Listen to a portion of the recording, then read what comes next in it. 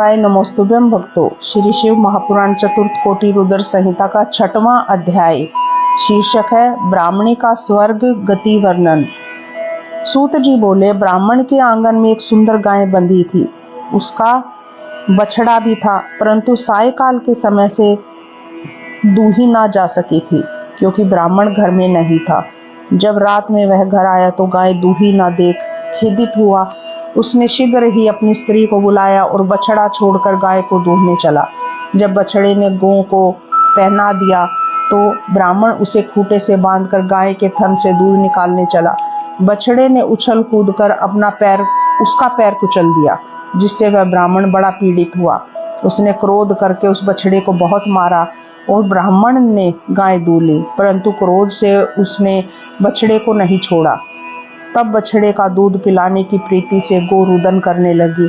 उस समय अपनी माता को डकारते देख बछड़े ने कहा कि हे माता, तुम क्यों रोती हो? यह सुनकर गाय ने बछड़े से कहा, हे पुत्र, उस दुष्ट ने तुझे जो ताड़ना दिया है, इसी कारण मैं दुखी हूँ।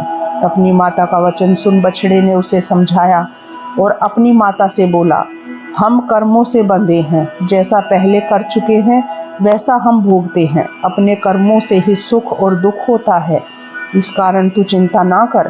तब गाय अपने पुत्र के इस प्रकार ज्ञान पूर्ण वचनों को सुन पुत्र शोक से व्याकुल और दीन हुई यह वाक्य बोली, हे वत्स, मेरा दुख तो तब जाएगा जब वैसा ही दुख ब्राह्मण को हो। हे पुत्र, प्रातः काल में उसे अपने सींगों से ऐसा मारूंगी कि शीघ्र ही वह विदीर्ण हो, वह तत्काल ही अपने प्राण त्याग देगा, इसमें कोई संदेह नहीं है। बछड़े ने कहा, नहीं, यह कदापि नहीं होना चाहिए, क्योंकि एक तो पहले ही न जाने कौन सा ऐसा दुष्कर्म किया है कि जिसका फल अब भोग रही हो, फिर अब ब्रह्म हत्या का फल पाओगी। गौ ने कहा, यह जानते हुए भी कि माया मुझे छोड़ नहीं रही है, तेरे इस दुख के बदले मैं उसे घोर दुख दूंगी। फिर उस ब्राह्मण हत्या के लिए मैं उस स्थान को जाऊंगी जिसे मैंने देखा है, वहां ब्रह्म हत्या से मुक्त हो जाऊंगी। यह माता के वचनों को सुनकर बछड़ा मौन हो गया और कुछ नहीं कहा। हे मुनीश्वरों, उन दोनों माता पुत्र की वार्ता को सुन उस यात्री ब्राह्मण को बड़ा आश्चर्य हुआ और वह सोचने लगा कि अब इस अद्भुत समाचार को प्रातःकाल देख कर ही जाऊंगा, तब ब्रह्म हत्या विनाशक स्थान को भी देख लूंगा।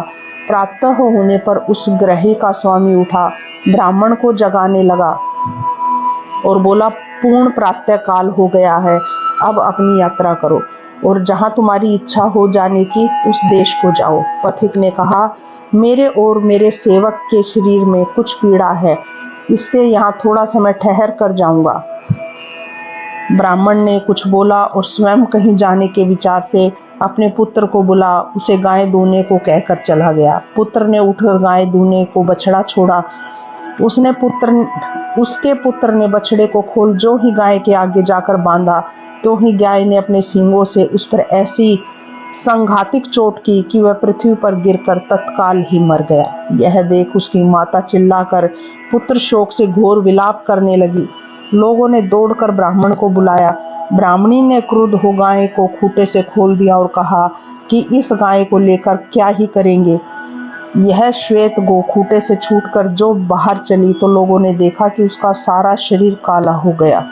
वह पूंछ उठाए और निदृष्ट स्थान को चली।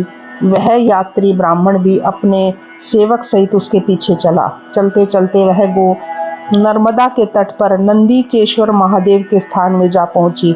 वहां जाते ही उसने जो नर्मदा में 3 गोते लगाए तो उसके सारे पाप छूट गए। ब्रह्म हत्या से निवृत्त हो वह फिर श्वेत शरीर धारण कर अपने स्वामी ब्राह्मण के घर चली। उधर यात्री ब्राह्मण के समक्ष एक सुंदर स्त्री आ खड़ी हुई। उसने कहा, क्या देखते हो? तुम भी नर्मदा में स्नान कर अपनी माता के कष्टों को दूर करो। आज वैशाख शुक्ल सप्तमी है। आज के दिन गंगा जी यहाँ विद्यमान रहती हैं। इनके जल में अपनी माता की अस्थियां बहाकर उसे मुक्त करो। ऐसा कहकर वह स्त्री अंतर्ध्यान हो गई। वह गंगा जी थी। ब्राह्मण ने स्नान कर अपनी माता की अस्थियां बहाई। उसकी माता दिव्य शरीर धारण कर आकाश से उस धन्य धन्य कहने लगी। फिर आशीर्वाद दे स्वर्ग को प्राप्त हुई। शिव जी के श्रेष्ठ प्रसाद से उसे श्रेष्ठ गति प्राप्त हुई। ब्राह्मण प्रसन्न हो अपने घर आया। इस प्रकार श्री शिव महापुराण चतुर्थ कोटि रुद्र संहिता का 6वां अध्याय समाप्त होता है।